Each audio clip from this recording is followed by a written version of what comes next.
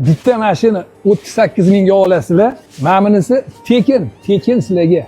Hamma yoq top-toza. Mol go'shti, qo'y go'shti O'zbekiston qushxonasida bismillah etib so'yilgan. Mesli mol go'shtlari 160 ming so'm. Qiymamiz 138 ming so'mda. Mana shpondir joyi ham 138 ming so'mda. Sarpanjalar 135 ming so'mda. Qo'y go'shtlarimiz 150 ming so'mdan. Mana dumba 125 ming so'mdan. 150 ming so'm bo'ldi mana dum. Mana bu yerda bo'lsa shashliklar uchun marinadlar. Mana bu yoqda kalbasa mahsulotlari. 100 turdan ortiq go'sht mahsulotlari, kalbasa, sosiska, tandir go'sht, ruletlar, qazilar, hammasi Osiyo do'konida. Halollik va sifatlik belgisi. Bu ham aksiyada. Necha pul beryapmiz? Bu 27 ming. Halol kalbasa 27 mingdan.